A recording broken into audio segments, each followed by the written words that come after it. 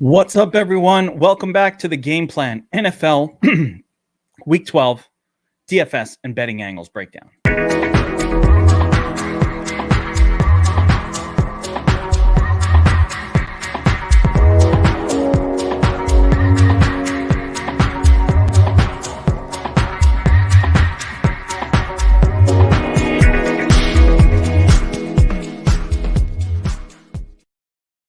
All right, welcome back to the Game Plan NFL.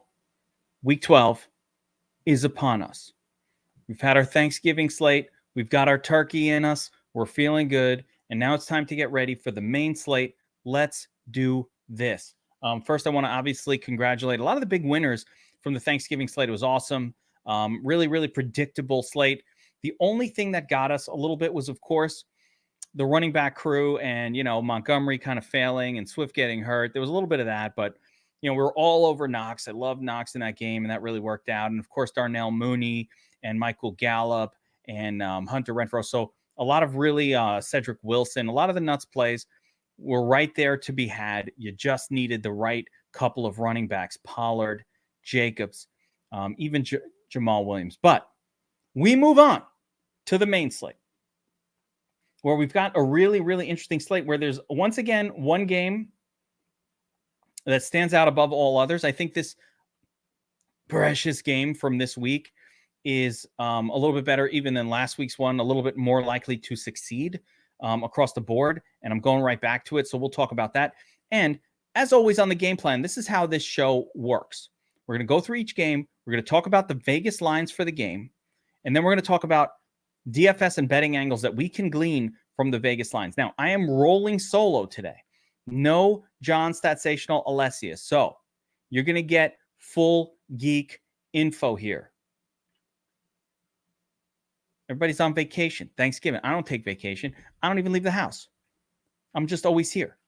So we're rocking, we're crushing content as always. Now, before we get into the breakdown, I want to mention our show sponsor, Owner's Box Weekly Fantasy Sports. I talk about them every week, but you got to check out Owner's Box. You really do, because if for no other reason, then they just give you free entries every single week. I don't know what more I can do for someone than set you up with a site that gives you free entries. So here's how it works with Owner's Box. They're weekly fantasy sports, and for DFS, there's a few different versions of it. NFL, they have the Superflex format, which is really cool. And you could play two quarterbacks, and it really works functionally very similar to how regular NFL works in terms of, like DraftKings or FanDuel NFL DFS. It's just a Superflex format and much fewer sharks on the platform compared to anything else.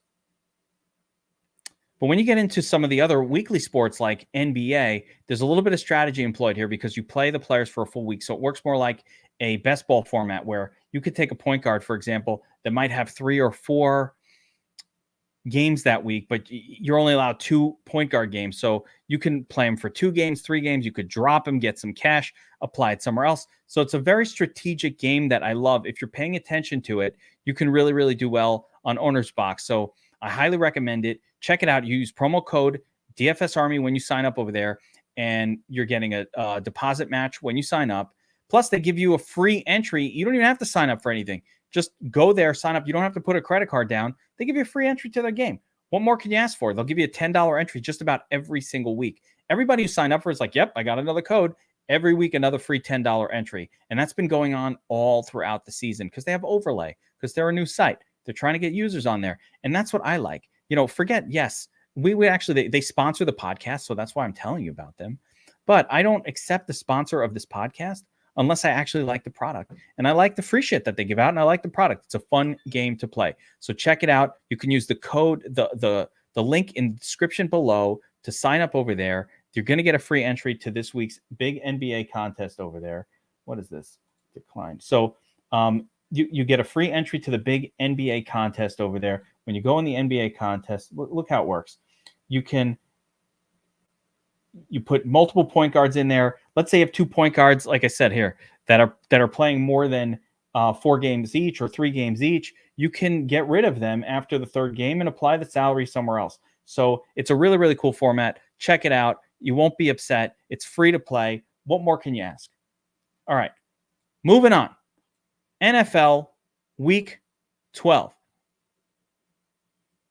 The way we start the show out on the core 4 is we like to look at the core, or on the game plan, we like to the core 4 games of the week. And I've only got 3 cores this week, so we're going to look at the core 3. All right, we're going to look at the core 3, then we're going to go through the whole rest of the slate.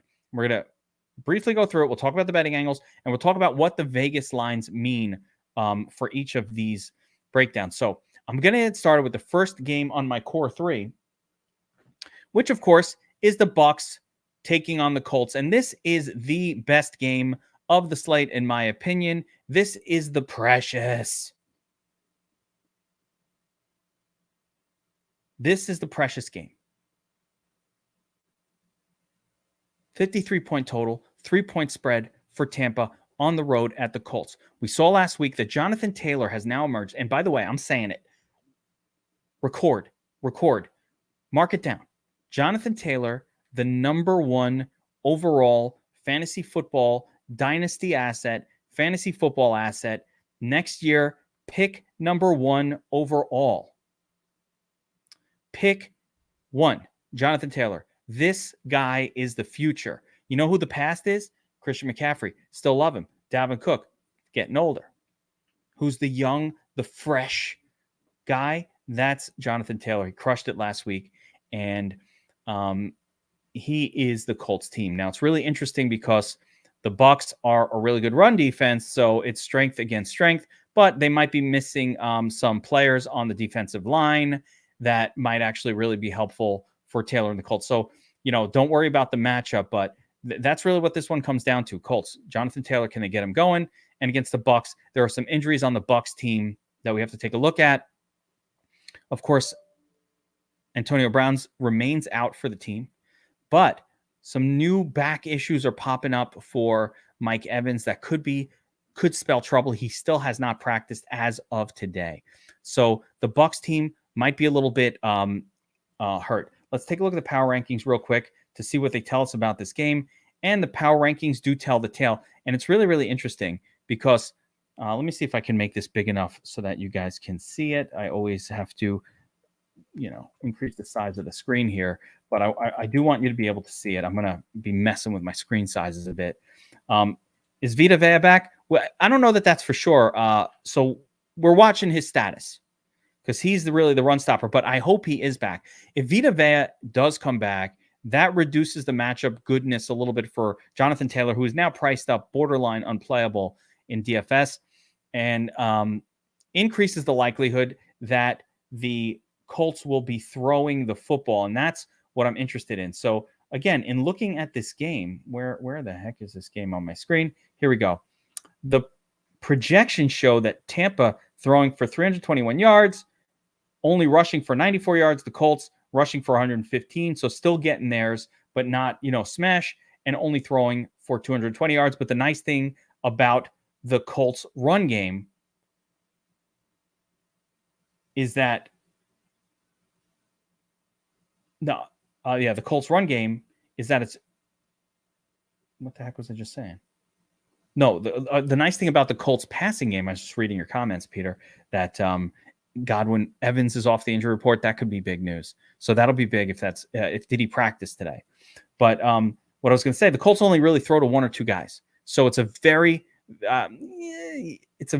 narrow pool of targets, right? It's primarily, a little bit of the running backs, but it's primarily Michael Pittman. Even T.Y. Hilton, he just gets a couple targets each week. He doesn't play 100% of the snaps. And, of course, Zach Pascal, really more of a – let me bring up the matchup sheet here. Zach Pascal is really more of a possession wide receiver, doesn't really threaten. So my point is I really like Michael Pittman in that game on the Colts side. Let me bring this up on the matchups tab so we can get a view of it here. Yeah, Michael Pittman, 75% of the snaps, 25% target share. I'm ignoring the Jack Doyle targets explosion last week as just, random shit. And again, Zach Pascal, T.Y. Hilton, kind of an afterthought. It was interesting. He's very boomer bust. He does score touchdowns every once in a while. We got to worry about him on showdowns. But for a main slate, not worrying about Zach Pascal at all. So with that being said, if matchups hold true in this game for me, the Bucs should be able to slow down the running game of the Colts enough to force them to throw more than they normally do. The Bucs pass defense, not the best, which means, again, passing game. That's Michael Pittman. That's the only guy that we really need to worry about. It could go to Pascal or a Miracle or Doyle or some shit, but those are too thin for me. On the Bucs side, now we're hearing that maybe Evans is fine. If Evans was going to be out or even limited with the back issue, man, I'm all in core play Chris Godwin. If both of them are out there, I like both of them in this matchup. I think this is the best matchup of the week. I'm down with both of them. And my favorite player of all three is actually Gronk. Gronk, 8 targets per game, 4,400. He's way underpriced for his role. There's no tight end that's actually better on this slate than Gronk. There are some that I would call similar to Gronk, but none of them are better than him. And you're right, Taylor did get a lot of targets last week, but I'm worried that if a game flow goes against him, that maybe they'll have to bring in a little more Nyheim Hines. If the Bucs get off to a lead, I don't know that will happen. The Colts are at home, but if they did and they're not able to lean on Taylor early and he doesn't get off to a big start, then it could go a different way. Yeah, it's not a showdown, my man. No showdown tonight. But taking one last just view of the matchup sheet, you can kind of see some of this stuff playing out. Like, Nyheim Hines didn't play much last week. They gave 82% of the carries and touches and snaps to Taylor, but that was because they were absolutely dominating the Bills via the run. And look at the price point, 9,100, 9,800. This is a tough pay up with Jonathan Taylor, and he did not make my list. I didn't play him last week, but now he's way more expensive. A massive price hike off of a smash game. No, not for me. The ownership percentage, not even low. 15, 20%, highly owned against essentially what is a great rush defense or a high-level run defense for the Bucs. They've been limiting opposing running backs, 5th on FanDuel. So, and yeah, Vita Vea news is really, really important. Yeah, totally, because he's their best run stopper. So again, moving back over to the Bucs, I love Tom Brady here. I love Tom Brady. I love Chris Godwin. I love Evans if he plays, and I love Gronk. I'm not going for Fournette here. I think Fournette is priced way too high, especially on DraftKings, but he's just priced way too high in general.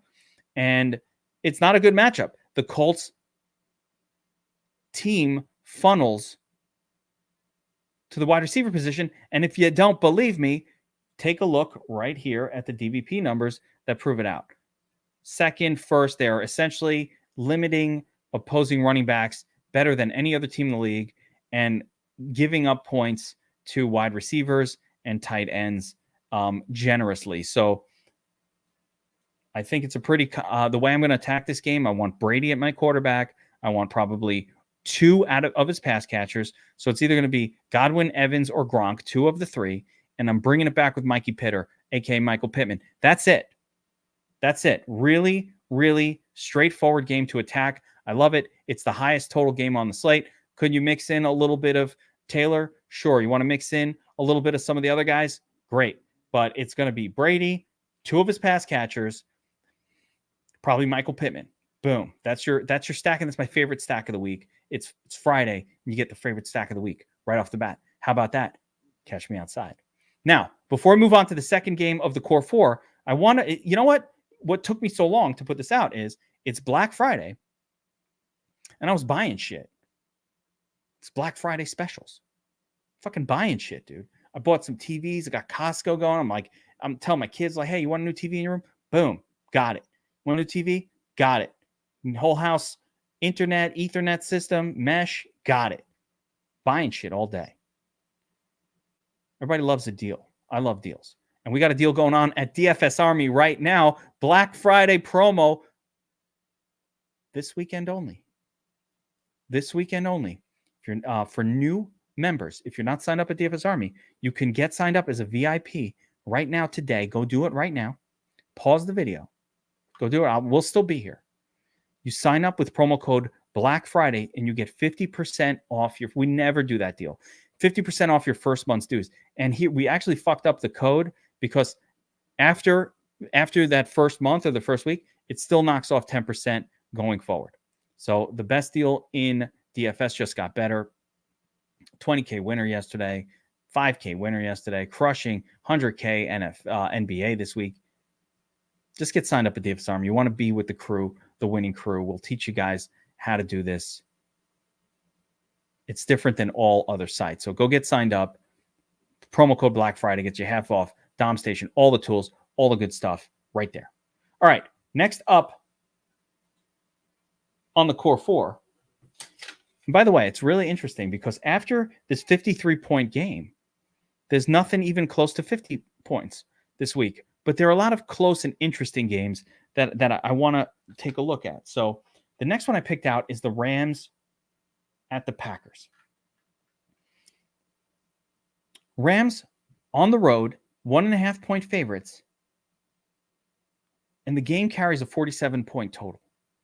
Now, the key matchup for me in this game, it's really, really interesting. A good game. Both very, very good defensive teams.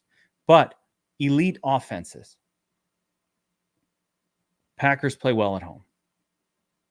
The most interesting matchup in this game for me, I always like Rams games because you can count on Jalen Ramsey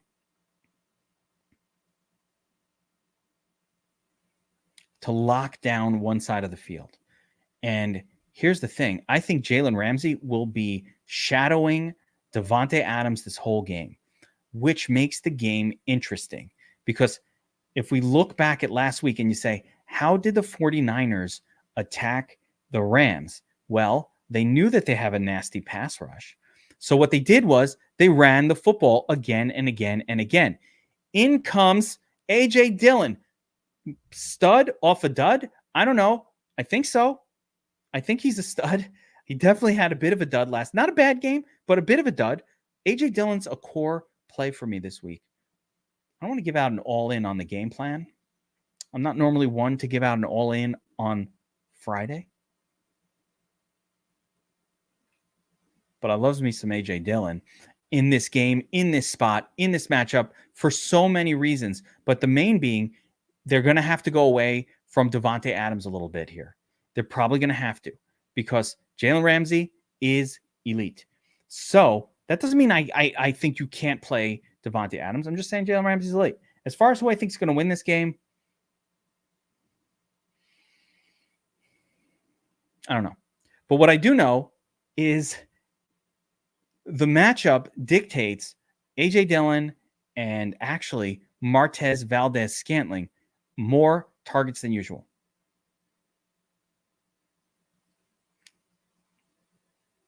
On the flip side with the Rams, you got Cooper Kupp over there. And after Cooper Kupp, it gets pretty weird. Tyler Higbee, of course, still there. Never really does a whole lot. But, hey, he's there. Odell Beckham, new to the team. Don't know what he's going to do. Van Jefferson. There's all these. Let me bring up the matchup sheet. But there's all these different possibilities that are kind of like low-level possibilities on the Rams. But the nice thing is they don't have that many players. So Odell Beckham didn't make the sheet, but there we go. It's going to be Cooper Kupp, Van Jefferson getting a ton of the snaps. I love them both. Van's priced $4,900, still playable. Odell Beckham, and of course Darrell Henderson Jr. getting all the rushing game work. I like Henderson as well, but again, I like A.J. Dillon. I don't normally like to play running back against running back. That's not the best thing. Keeping in mind that the Packers will milk the clock if they can, so we might get an under game. The only way this game really plays to the over is if, well, I don't know. There's a few different ways, but I don't think we're going to see explosive scoring from the Packers. I think for the Packers to score, what they're going to want to do is play the game the way that the 49ers played, which is a lot of runs, a lot of running game work, a lot of rushes with Dillon. Keep the aggressive pass rush of the Rams at bay via the run, and then occasional shots deep to both Adams, who's going to have a tough matchup, but might be one-on-one, which is winnable even against Ramsey, or Scantling. Boom. People forget about him. Alexander is not back. So still no Yair Alexander as of now, which means that the matchup for Cooper Kupp on the Rams is golden. Cooper Kupp on FanDuel, similar. He's 9,500. 9,600, 9,500. I thought he was 8,600. That's unfortunate. So really, he's priced 1,000 above Devontae Adams, which is crazy. But Cooper Kupp has just been better, more consistent, and his matchup is much better. So if there was ever a time to just YOLO it and pay up for Cooper Kupp, this is it. Love Cooper Kupp. He's very expensive. Going to be difficult to pay for him. I'm not gonna sugarcoat that. I hope they hold him out. I don't know. I thought it was a multi-week injury. So let me caveat what I said earlier. If Aaron Jones plays, that muddies the water, and we cannot play Dylan if Jones plays. So let's keep that in mind as well. That will muddy the water. Yeah, and that's right. Kupp is just expensive on both sides, but he's rightfully so. You don't watch a Rams game where he doesn't get 10 targets. Like, he's gotten 10 targets. He's gotten 10 targets over and over. 13, 13, 13, 12. This is Michael Thomas from a few years ago. He's probably worth the 9,600.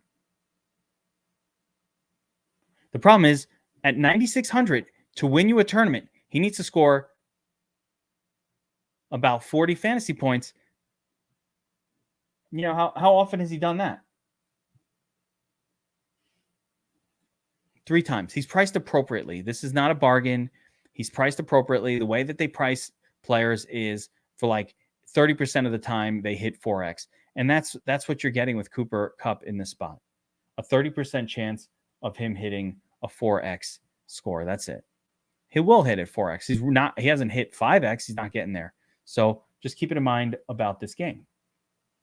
Now, as far as building stacks around that game, I like a lot of things. Again, we really have to pay attention to the Aaron Jones news, but Martez Valdez-Scantling, he's going to be somebody I'm just interested in all week. Cooper Kupp, if I can afford him, I'm interested, but I don't think I'll get there a ton. He's just so expensive. We'll need extreme values in order to get there, and I'm not sure we'll find it.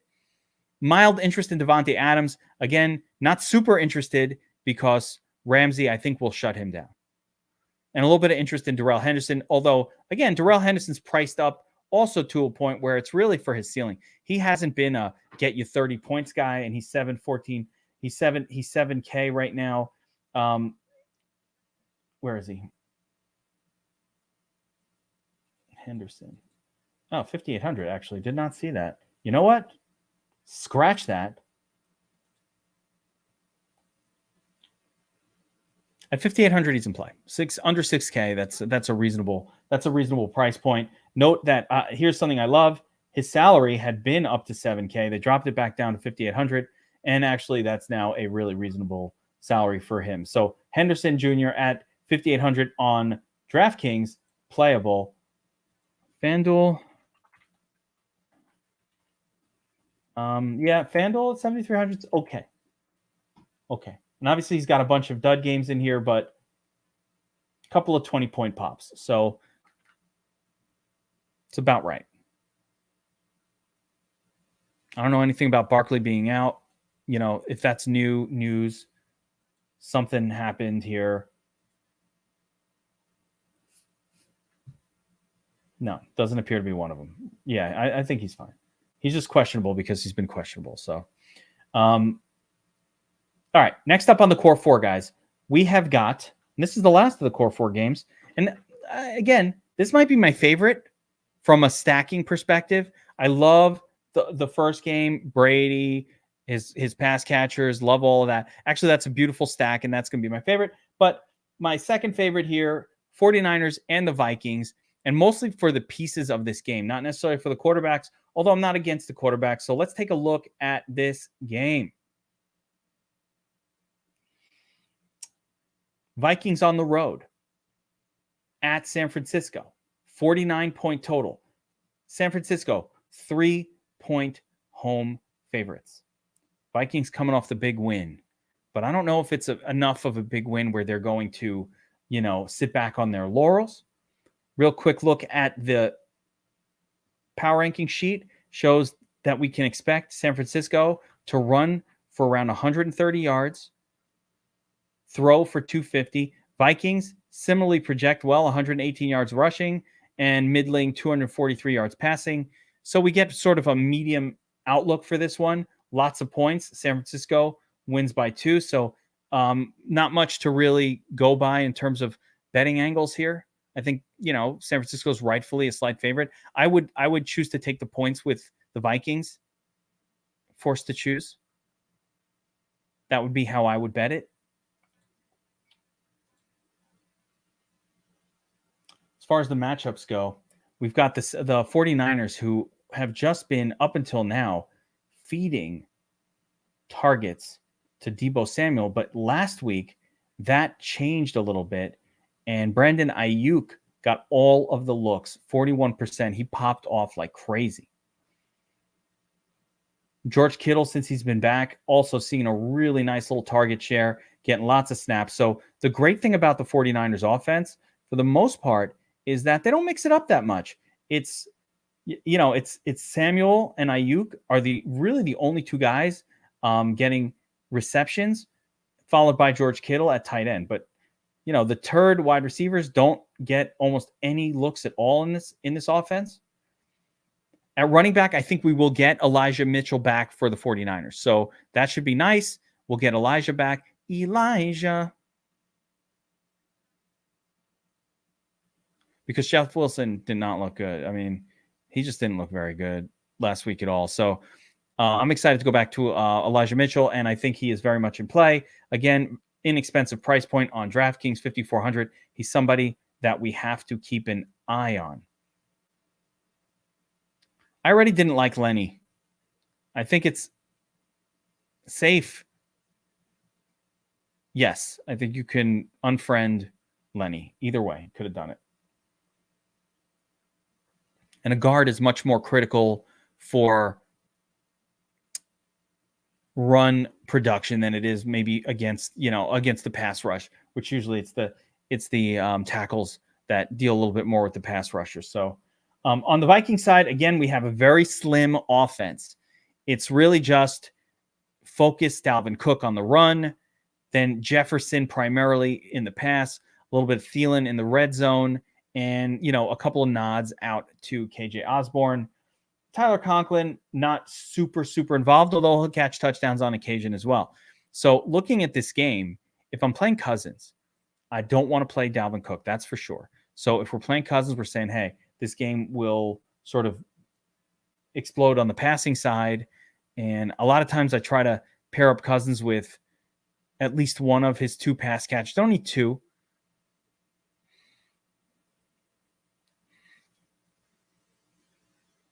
Jefferson coming off the big game last week. Just going to check his ownership percentages. And yeah, it looks like 7 to 10% range for Jefferson. He's still priced up really high on both FanDuel and DraftKings, understandably, after last week's smash. I like him. Adam Thielen, of course, playable as well. And KJ Osborne is your punt play. On the San Francisco side, Deebo Samuel's my guy. Keep going back to Deebo. They're running him. They're passing to him. He does everything out there. Brandon Ayuk has obviously played himself back into favor. George Kittle's a little too expensive for me for his general target share, but he's playable in game stacks. And is Jimmy Garoppolo playable? Probably not. No Jimmy G. And Elijah Mitchell. I love Elijah Mitchell as price point. Assuming he's healthy, I'm going right back to it.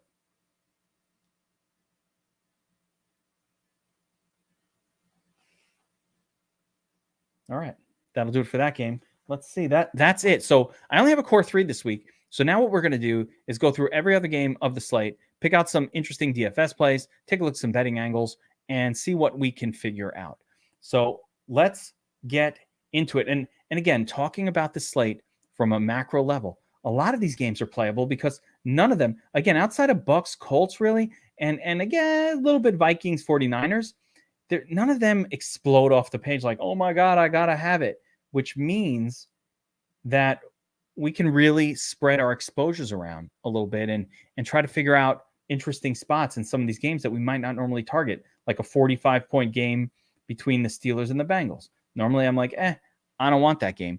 But if you think about it, a lot of pieces from the Steelers are really interesting in this game. Bengals defense is fine, but they're middle of the pack.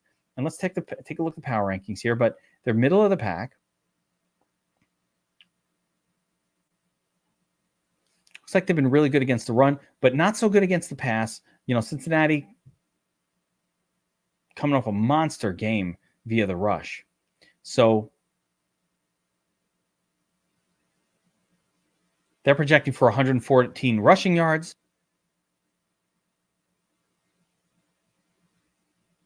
265 passing yards for the Steelers, and 255 for Cincinnati. So, good passing output. And with these two teams, we don't have to go very far to figure out who they throw to. On the Steelers side, they really only throw primarily to Deontay Johnson. Chase Claypool gets some deep looks. And then, of course, Pat Freiermuth. At wide receiver, they don't really go to a double R3 very much. James Washington isn't heavily involved. Juju Smith-Schuster's out. So you can figure out where the football is going. Trying to find the game, of course, as we're talking. And yeah, there we go. Okay, here we go.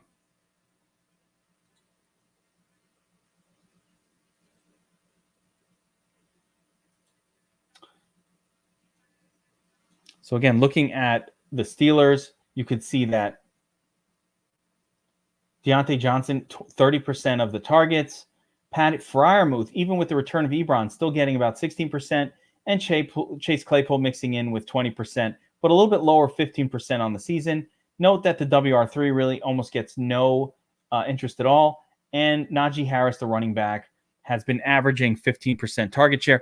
And this is what we can expect week in and week out and week in and week out. Harris on the field, 80% of the snaps. He's out there all the time. I actually think this could be a good game for Najee. He's great. He's a great player. He's a great person.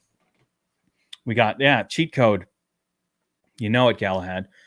We got cheat code. Deontay Johnson continuing to get 30%. He's underpriced on both sites, but especially on DraftKings at 6,600. Let me put my head down here so you can see a little bit better. But he's underpriced on DraftKings at 6,600. So, you want to consider. I love Deontay this week. He's a standalone play. He can play in every format. I love Deontay. Pat Freiermuth, one of the in-play tight ends this week. Is he my favorite play? No, Gronk is better, but he's there. Right on Cincinnati, are we going to still play T. Higgins? When are we going to learn? T. Higgins, of course, the minute you stop playing T. Higgins, that's when he's going to smash. The problem with the Bengals is they throw quite liberally to Boyd, Higgins, Chase, and even Samaje Perine, and even CJ Azuma. So there's too many players. There's a lot of names. Everybody's getting targets. Too many. Here's a target. There's a target. Freaking Oprah's over here giving out targets for this team. I think the most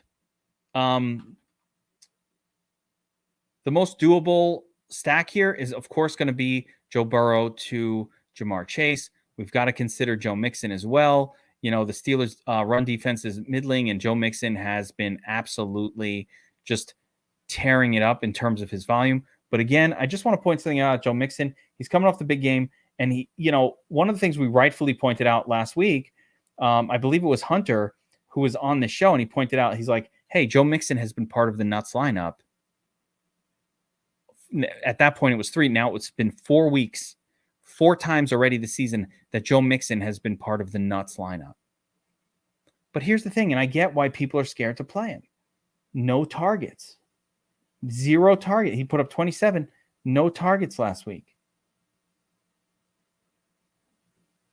That was game plan specific. They were ahead massively, but, no targets. When they're they will just not target him at times. And the other problem is Samaje Perine. I don't understand why, but Samaje Perine sometimes just gets worked into the game much more heavily. It's when they fall behind. So Joe Mixon really needs, there you go, 36% nuts rate. This divisional game stuff, for the most part, unless there's some history between the two teams of low scoring games, I think it's better to ignore it. I don't love divisional games, but like, I think it's better to ignore it. I think there are certain teams where it affects things like the Packers, who only go to Devontae Adams and whatever. But overall, for a team like Cincinnati, they're so new, and I don't really think it matters.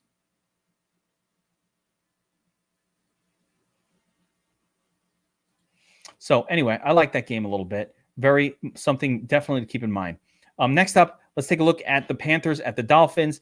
And there's not much to love here. 42-point total, 2.5-point spread. Christian McCaffrey's back. He's running for the Panthers. The player I love the most in this game, and you're gonna vomit when I say it, is Cam Newton. Cam Newton still priced down 5,600. And I have to say, mea culpa, whatever you want to say. Last week we played Cam. When they announced he was coming back, I didn't like him, but we played the Headless Horseman last week. We said Cam Newton at 5K, you just got to play him in that spot, and you don't even have to stack him. Just play him naked Cam, the Headless Horseman. Cam at the top of your lineups that are not at all built around this game. And I could do the exact same approach again this week. You could just make a lineup. You could put Cam at the helm, say, hey, Cam, get me. He never let it fly, dude. He never let it fly. It's not as much. He never did. That's not Cam's game. But he could throw for a touchdown, and he can run the football for a touchdown. He loves vulturing touchdowns for himself. I don't love Cam. I don't like Cam. He's probably the NFL player. He's at the, listen, there are NFL players that beat their women. They beat their wives. Those people are assholes, right? You hate those guys. But of the nice guys, of the guys that, I have no reason to dislike, that have never done anything, I don't like Cam. And it's not because of his personality. I think he's a nice person. It's because of the costumes. I hate the fucking costumes. And I think he can't throw. I don't think he's a good, accurate passer. But I'm not letting that affect my decision-making when it comes to my DFS lineups. I'm not letting it affect my decision. Remember, first of all, Lamar Jackson just falls apart at times. Secondly, the Dolphins do have excellent cover corners, and they could shut down these pass catchers. But Cam Newton gets it done via the run. Again, do I love Cam? No. Will I ever love Cam? No. But do I think I don't? I don't like him. I don't like him as a play, and he could fall apart. But with Christian McCaffrey there, he throws to Christian McCaffrey quite a bit. I think that's between that and his cheap price and vulturing a touchdown or two and running for 30, 40 yards. I just don't think that there's anything to worry about with Cam at that price. He's just a very safe play at that price. Beyond that, there is borderline nothing that I'm interested in this game. Let me tell you something. Panthers play good defense. So they're not some team where I'm targeting offenses against them. If I want to play an offense, if I want a player, Jalen Waddle's always playable. But again, Panthers are right up there, 5th, 4th in fantasy points allowed to opposing wide receivers. Christian McCaffrey is always playable, 9K, 9,700, very expensive. Very, very expensive. Got all the snaps last week, so all good. But Cam Newton kind of vulturing a little bit, little vulture. But yeah, that's about it for that game. All right. Again, reminder, we are doing the Black Friday promotion at DFS Army. Get signed up now. Do it now. It shuts off. I don't know. When does it shut off? I don't fucking know. Sunday? Saturday? Maybe in 10 minutes from now. Pause the video. If you're not signed up at DFS Army, go use it now. Promo code DFS Army. DFS Army VIP is $69.99 a month, right? You get the first month for half price. That's $35. What about $1.20, $1 a day? For what? Projections, optimizer, breakdowns, cheat sheets, NBA, NFL, every sport. It's crazy. You get everything. Golf, NASCAR, all the stuff that we're top 3 ranked independently in every sport. Football, golf, NHL number 1, top 3 golf, top 2 NASCAR, top 3 NFL, top 3 NBA. What more can I say? And we charge half the price of the other sites already. Now you get half off. Promo code Black Friday. Go sign up now. Buffalo on the beat, man. This is your chance, bro. It might run until Cyber Monday. I told him shut it down 6 a.m. on Sunday morning. I want to make people wake up early. 6 a.m. like a real doorbuster. It's your chance, Buffalo. Get in there. All right. Yeah, Cam Newton with the babushka. What are you wearing, bro? Now Kyle Kuzma trying to be like Cam. I'm like, I got another one of these going on. Enough with the costumes. Watch game film. Watch game film. Don't spend your time picking out costumes. That means your interests aren't focused on football. I don't like that. All right, next up, we've got the Titans going up against the Patriots. At the Patriots. The Titans are road 7-point underdogs. Oh, how the mighty have fallen. This is the Titans team that was just beating the Rams, beating the Bills, beating the Chiefs. They beat everybody. They beat everyone. And now they're 7-point underdogs against the Patriots. What is going on? Someone knows something. And a big part of the problem is, listen, the Vikings lost Derrick Henry. They lost Leo Jones. And you start to look at the team and you start to think, you know what? It's not a great defensive team. No Leo. No elite running back. That leaves just A.J. Brown. And the Patriots know how to take out the best player from the opposing team, which means that the Titans are going to have a tough time in this matchup. The minute the Patriots take out A.J. Brown, and they're smart enough to do it because they're coached well, who's left? Who are you going to? I don't even know the names of the players on the Titans. I have to go to the matchup sheet. Vrabel can have his number all day. Vrabel got no weapons. There's nothing you can do if you have no weapons. I'm sitting here telling you, I'm admitting to, I'm an encyclopedia of football. I'm sitting here telling you, I don't even know the other guys. Tajay Sharp, is that who's on the Titans? Like Chester Rogers? Marcus Johnson?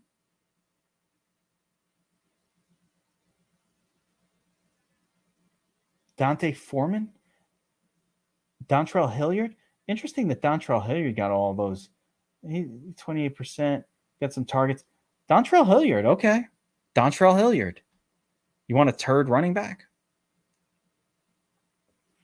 And you can't play anybody on the Patriots. This is a game to just skip for DFS purposes. There's nothing going on the Patriots that I'm interested in.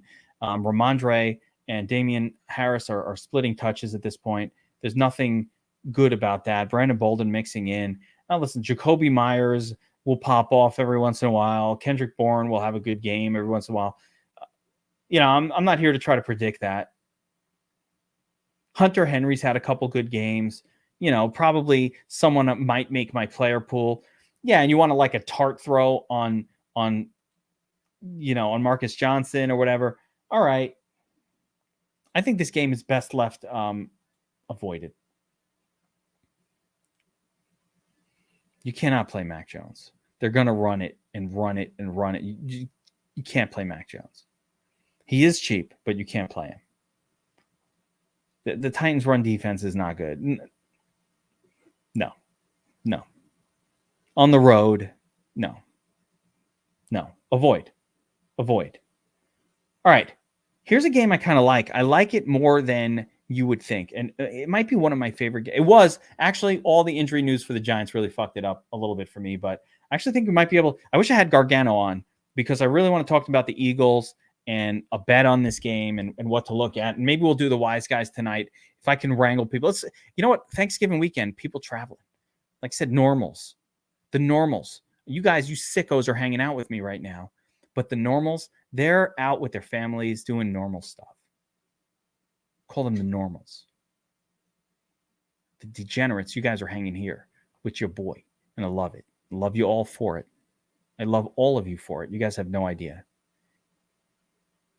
So, looking at the Eagles at the Giants. The Giants just fired their offensive coordinator. Okay, Jason Garrett. And let me tell you something. I believe that has an effect. I believe that the team tends to rally in those situations.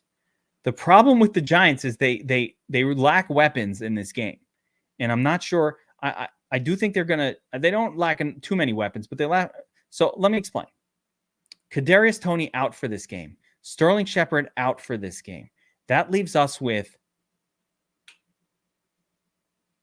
Kenny Galladay, Kenny G, and Darius Slayton, and Lord knows who else. Actually, let me bring this up because I don't know who the wide receiver 3 is for the Giants. I don't even know. Oh, okay, John Ross. Okay, all right, John Ross is all right. Interesting play. Colin Johnson floating around, bunch of turds, but the player that I'm most interested on the Giants. So you might say, well, why not Kenny Galladay? Kenny G came from the Rams, came from the Lions. Supposed to be good. He's healthy now.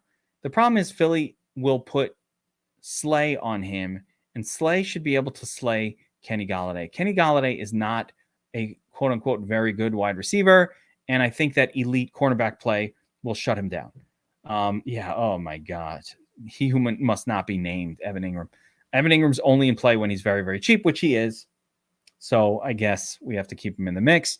But for the most part, listen, Darius Slayton, he could do his thing. He could pop off any game. I'm not going to put a lot of my money onto Darius Slayton. I'm not even playing Darius Slayton at this price point, $4,900, $5,500. What is that about? Yeah, Kadarius Toney's doubtful. Hold on a second. Why the fuck is Darius Slayton? Why is he $4,900? Like, excuse me? What have you done, sir, to justify this salary? Averaging 6.2 fantasy points? Okay, let me put him on a 4K. I'm not paying for this. Man, hell no. So, in the end of the day, because I don't like Kenny Galladay because of the Darius Slay stuff, Darius Hayward Slay, and I don't like that. So the only player that I'm interested in, I originally was going to like, I was all about Daniel Jones on the rebound game for the offensive coordinator being fired. But, and while I don't mind Daniel Jones as a standalone play, I don't mind it, but I don't love it because the missing weapons are a problem for me. Plus his horrible, horrible performances don't make me feel good. But the one I like is Saquon Barkley. I think Saquon Barkley is very much in play, very playable. One of the best plays. Dare I say it? Yes, I did. One of the best plays on the slate at running back this week.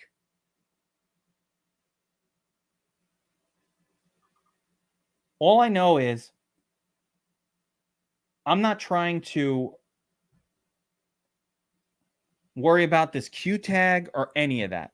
I just want to play $6,300 Saquon Barkley at home, fired offensive coordinator against an Eagles team that's not that good. That's it. On the Eagles side, let's go over to that. You know, Jalen Hurts is fire. He's been great, great, great. Go right back to Jalen Hurts. Miles Sanders, playable. Jordan Howard, out for this game. I think it's going to be the Sanders show. The Eagles have been running at a higher level than you normally see. They're running at a higher rate lately than we've seen in a long time. Jalen Hurts certainly in play. He can be mixed in with any of Goddard or Devonta Smith. I don't think you need to stack Hurts with 2. So it's a Hurts +1, or just maybe take a little sniff, a little thought, a little inkling of Miles Sanders. But we've been waiting for the Miles Sanders breakout for years. So keep holding our breath. All right. Next up, I've got the Falcons at the Jaguars. Falcons road 1.5-point favorites. What a shit show the Falcons are. They're an even bigger shit show. As a matter of fact, fuck the Falcons. Let's take the Jaguars on this bet because the Falcons suck. I had to get that off my chest. Falcons suck, dude. They suck.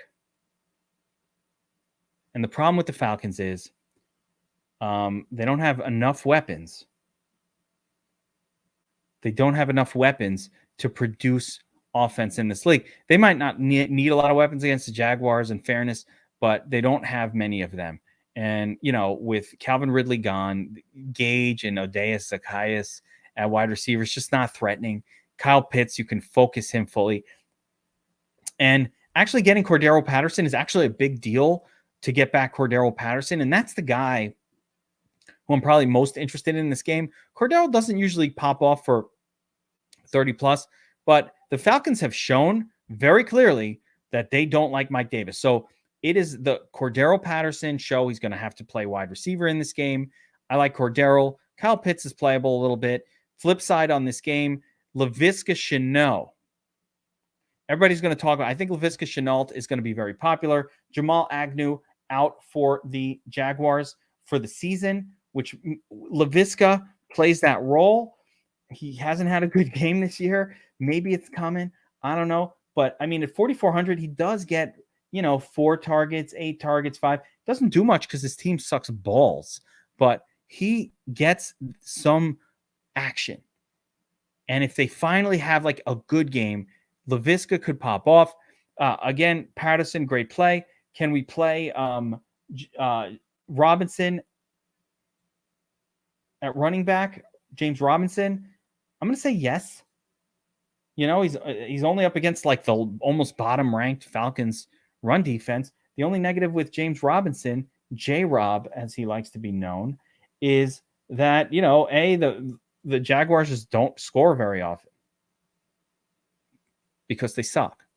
So, it's going to take them scoring, but, a couple times for him to get one of them.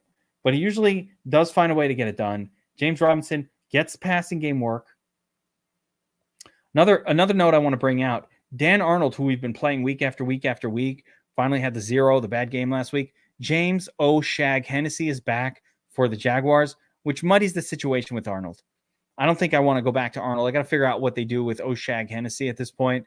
So Arnold, the safety of the 8 targets per week is gone. And now we get sort of I don't know what they're going to do. I still think it'll be Arnold. He's played really well, but like that's speculative. And if you're going to price Dan Arnold the same as some other really, really good plays at tight end, Gronk, for example, I'm taking Gronk every time. And you're right. The Jags should lean on Robinson. This is a good question, Jamie. And I think it's much more of the unfortunate circumstance of being on the Jaguars. I still think the kid looks good. He has poise. Like, I think he's less of a chance of being a bust, a locked-in bust, than Zach Wilson is. I think Zach Wilson's got a couple weeks to snap out of it, but he is in bust territory already. Like, he's in territory of like bust to the point where the Jets, after 1 year, might need to give up on him. I don't think that's the case with T-Law.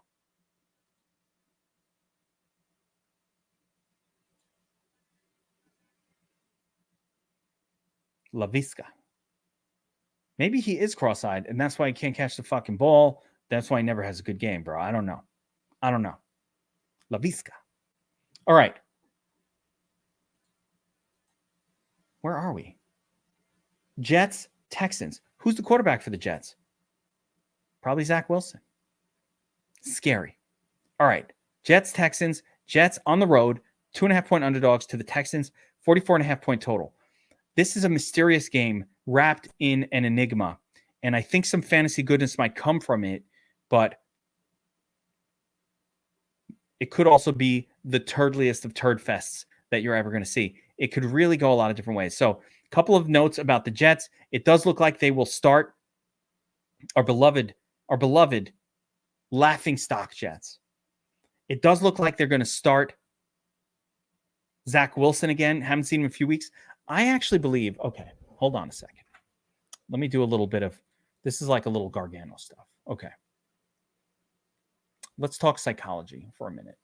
Maybe this is wishful thinking as a Jets fan, but I actually believe that a player like Zach Wilson, talented, athletic, but the head was spinning.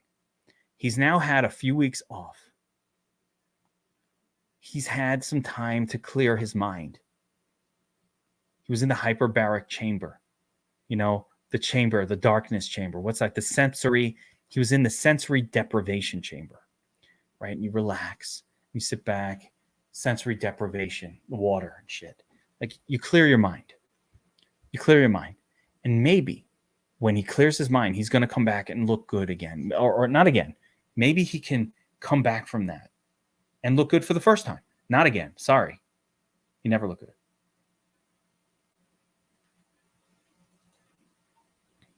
The hyperbaric. I said hyperbaric chamber. It's a sensory deprivation chamber. So I just think maybe he'll be a little bit better now that he had a few weeks off to clear his mind. I don't fucking know.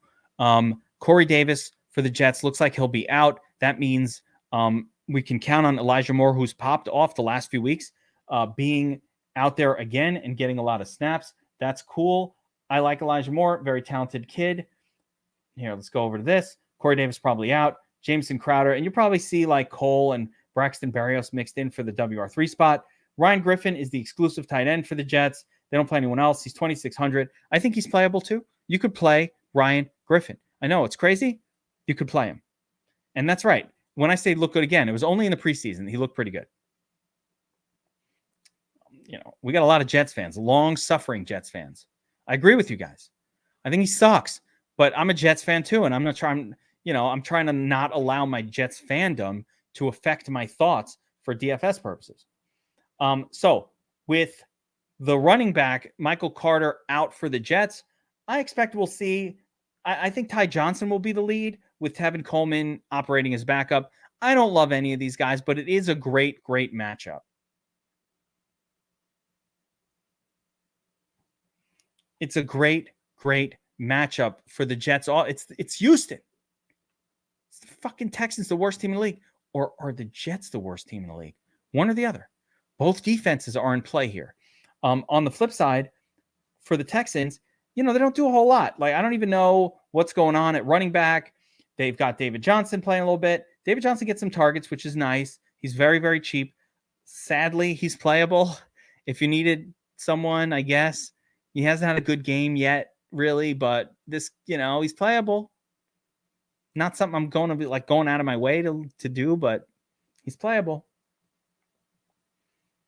Yeah, I mean, you could stack. It's only Elijah Moore or maybe Moore and Griffin. If he has a great game, it's going to be those two, most likely.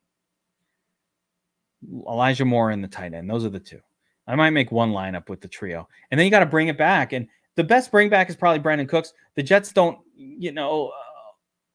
profile as like a scary defense. Cooks 30% almost on the season. Even after a horrible week last week, of course, like one of the only weeks I played him, he fucking stinks. But it's the Jets. And so we go right back to it. Cooks. He's priced down a little bit more. I like that.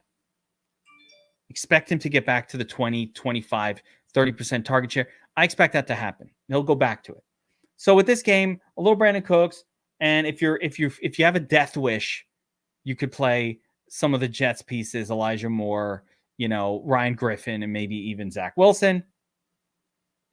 Definitely take some shots on Texans defense, because if Zach Wilson looks anything like he did for most of the season, it's a turnover machine. But if not, I think he could play competent and deliver the ball to Elijah Mitchell, or just run heavy with Ty Johnson. So if you think the Jets are winning, I would say that Ty Johnson's probably getting a touchdown, maybe two. Can you imagine? Ty Johnson's a perfect GPP play. Could pop off. Very cheap. And no one likes him because it's the Jets. All right. How many games we got left? Just one game left. Did I miss one? Nope. Short slate. All right. Last game of the week. And this game, by numbers, could be just as good as any of the other ones. 48-point total, 2.5-point spread, Chargers at the Broncos. And I got to take a look at the power rankings on this because honestly, I'm lost as far as what to expect here.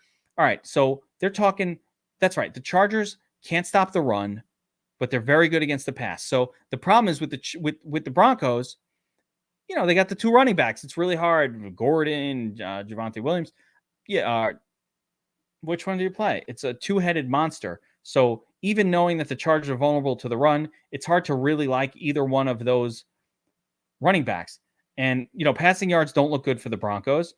For the Chargers, that looks pretty decent. But again, you have your usual suspects for the Chargers. They have a few targets they go with. Keenan Allen. Mike Williams is sort of boom or bust.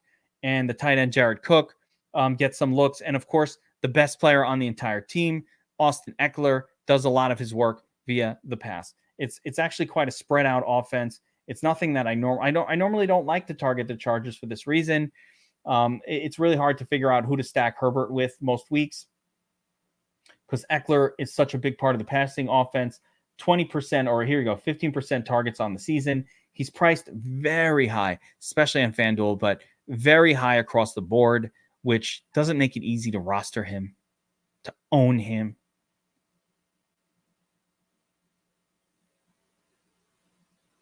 Keenan Allen really has spiked up on his target share over the last few weeks, and I think he's playable in this spot. I think they'll go to Keenan Allen; he'll be used plenty.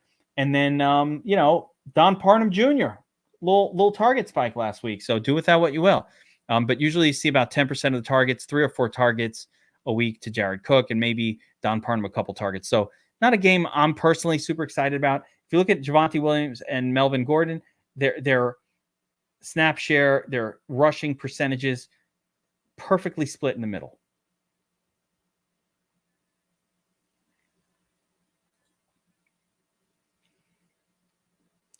Yeah, that's always gross. Too many people, too many names. So this game, even though it looks good a little bit on paper, does not appeal to me. All right, guys, that's going to do it for the game plan. NFL Week 12. Couple of notes. I'll be back tomorrow with the Players Club. I have more information. I'll have more strategy. I'll give my real actual picks for the week, and we're going to make some lineups together. We're going to have a lot of fun tomorrow in the Players Club. Blue Moon's up. Thanksgiving weekend. Always enjoy it. Remember that if you don't have the Sharp app, now's a great time to grab it. We've just added a really, really awesome prop tool to the Sharp app, which makes your fantasy football, your DFS decisions so much easier. You just go on the app, you download, it's a free app called the Sharp app. You grab it, and right on the odds page, when you click on the sport, you can click over to props, and you can get a props tool. You just type in the player's name. All the props for that player will start to pop up. So you don't have to type the whole name. You could like Aaron. If you type Aaron, you get all the Aarons, Rodgers, Jones. But if you write like Elliott, you'll get all the Zeke Elliott props and all of that. So it's a really convenient tool for your fantasy football and DFS decision making. It puts all the props in one spot for you.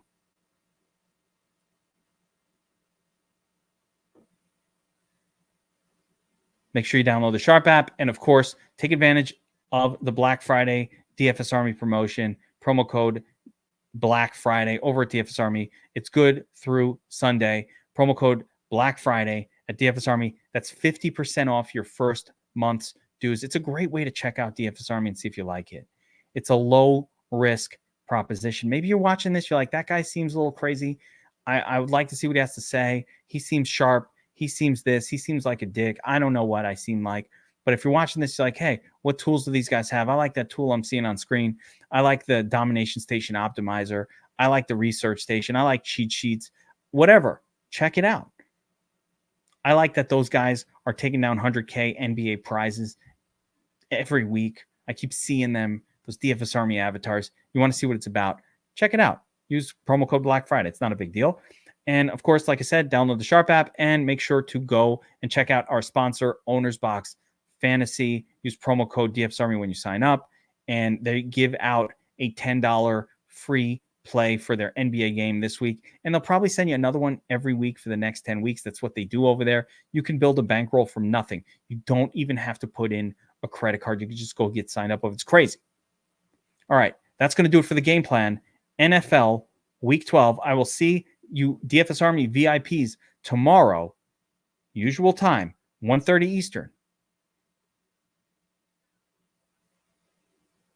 for the Players Club. I'll see you guys next time. Good luck this weekend, everyone. Monkey